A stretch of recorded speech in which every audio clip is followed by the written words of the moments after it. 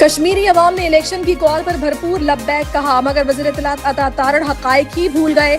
راولہ کوٹ میں 6 lakh vote cast ہونے کا دعویٰ کرنے والے عطا تارڑ شاید یہ بھول گئے کہ انتخابات راولہ کوٹ نہیں بلکہ میرپور ڈویژن میں منعقد ہوئے تھے۔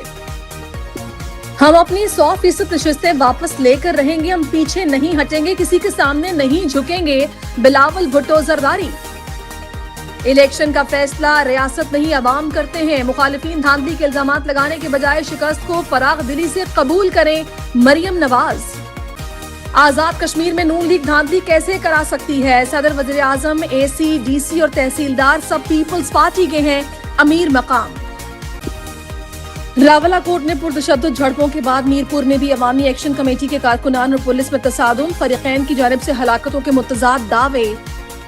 پاکستان کے زیر انتظام کشمیر میں حکومت کی جانب سے کالعدم قرار دی گئی جوائنٹ عوامی ایکشن کمیٹی کی جانب سے مظفر آباد کی جانب لانگ مارچ کے تناظر میں راولہ کوٹ اور میرپور میں ہونے والی پرتشدد جھڑپوں میں رینجرز کے ایک اہلکار سمیت 2 افراد کی شہادت کی تصدیق ہوئی ہے۔ دوسری جانب عوامی ایکشن کمیٹی نے دعویٰ کیا ہے کہ اس کے 1 درجن سے زائد کارکن قانون نافذ کرنے والے اداروں کے اہلکاروں کی فائرنگ سے شہید ہوئے ہیں۔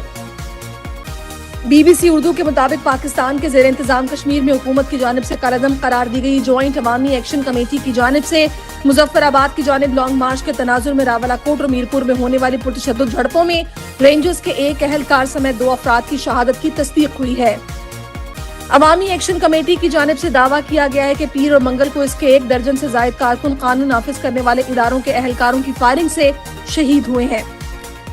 پیر کو راولہ کوٹ نے پرتشدد جھڑپوں میں مبینہ ہلاکتوں کے خلاف منگل کی صبح میرپور میں جوائنٹ عوامی ایکشن کمیٹی کے مظاہرین اور پولیس کے درمیان پرتشدد جھڑپ ہوئی، جس میں کم از کم 1 شخص شہید جبکہ 2 زخمی ہوئے۔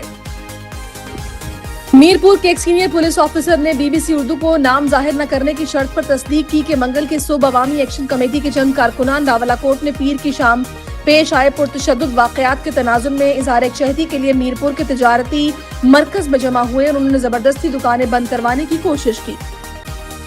ہماری بہنیں رلائی گئی ہیں، وہ کوئی قاتل یا دہشت گرد نہیں ہیں، ان کے اوپر انڈین ایجنٹ اور غداری کا ٹھپا لگایا گیا۔ اگر میں غزہ جا سکتا ہوں تو کشمیر کیوں نہیں؟ جس طرح راولہ کوٹ اور میرپور کی سڑکوں کو سرخ کیا گیا، یہ حکومتی دہشت گردی ہے، اس کا حساب مظفر آباد کے حکمرانوں کو دینا ہوگا۔